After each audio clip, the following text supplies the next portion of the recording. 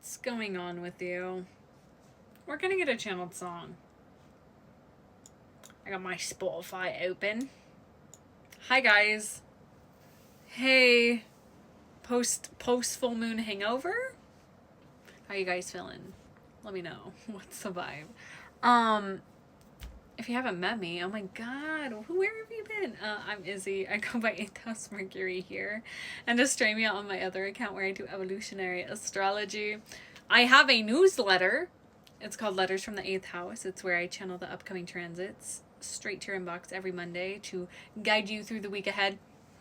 I got my nails done. I let my friend / nail artist do whatever the heck she wanted. So we're here. Okay. I know you're like 2 times speeding me. I want a message. Give me the message. Okay. We're going to shuffle 9 songs. Okay. 1, 2, 3, 4, 5, 6, 7, 8, 9. I just got butterflies. If you guys don't know this song, you're in for a treat. What if I fall? What if I cry? And if I get scared? I had to pause the song. Sorry, not gonna show you a cat butt. Hi! Okay, this is a very chaotic reading, guys. That's okay. Let me just put him on my lap. This song is The Fighter by Keith Urban and Carrie Underwood, and I fucking love this song. And I fucking love this energy that this song, because it starts with, you heard the start of it, I know he hurt you, made you scared of love, too scared to love. He didn't deserve you because your precious heart is a precious heart.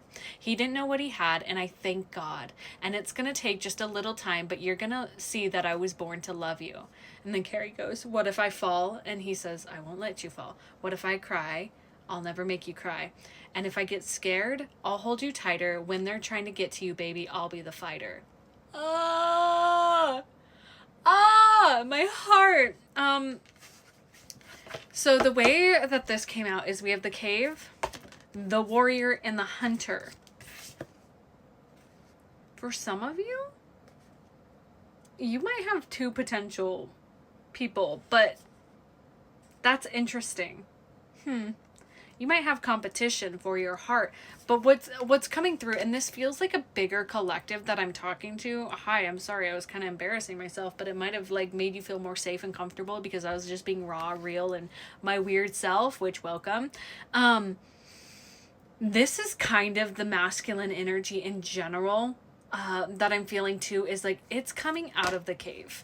It's coming through and it's ready to fight. To fight, yeah, and we have the sword at the bottom. It's like, yeah, maybe for some of you, you might have multiple options too coming forward. Tell me more about this. And if I get scared, I'll hold you tighter. When they try to get to you, baby, I'll be the fighter. Okay, sorry, I'm just really excited for you guys. I'm like, Bridgerton,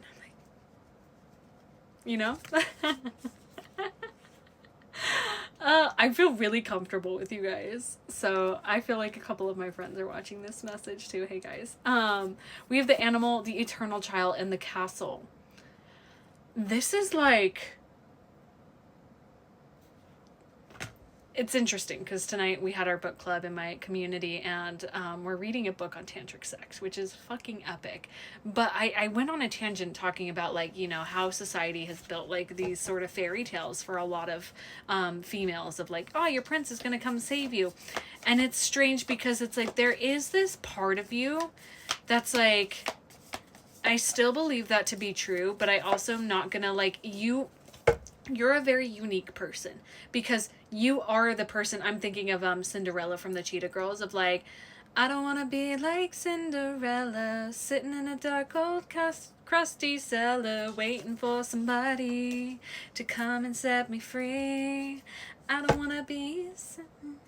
So, like, you've already set yourself free, but you're like, I still want my fantasy romance, is kind of the feeling that I'm getting from this. And with the animal and the eternal child and the castle coming through, it's like primal desire meets inner child, right? Like, think about when you're a kid and you don't have any societal conditioning yet. You're just playing for the sake to play. And I'm thinking of like, you know, little kids go to a playground and they're like, you like the color purple? They're like, yeah, cool, we're best friends. And it's kind of like that is the essence of this. Like, it's so genuine from a heartfelt space. And with the king being at the bottom here, it's like, interesting. It's making me think of this relationship program that I was in by my mentors, who are a beautiful couple. And there's two types of, so there's the puppet king and then there's the tyrant king, and most men play in those archetypes. But then there is the honorable king, and that is the person who's like willing to go meet their inner feminine and to meet with that and to like find inner union, as you have done for yourself, sweet love. This feels like this person is like on the movement coming out of that, right? Tell me more. Yeah, apocalypsis. Like, they've had a reckoning, an awakening. Now the person watching this. Your work, my sweet love. We have the riddle, the prayer, and the Father. You're still...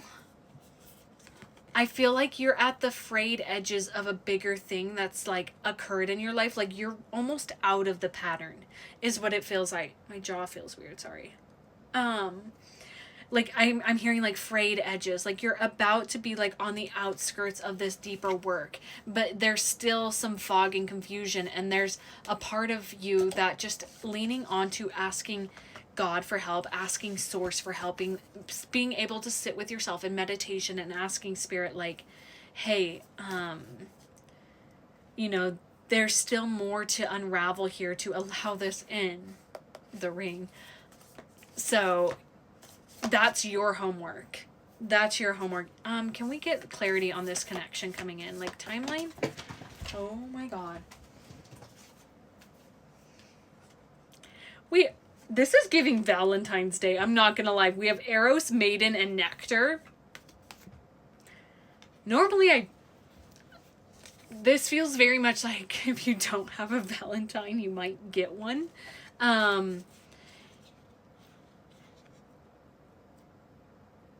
Yeah, that's like immediately, and Spirit's like, trust yourself, to me, in my head, is saying, oh, and the Queen was popping out too. So like, with this timeline, with the roses and the flowers, it's like, I heard even romancing yourself too is really important here.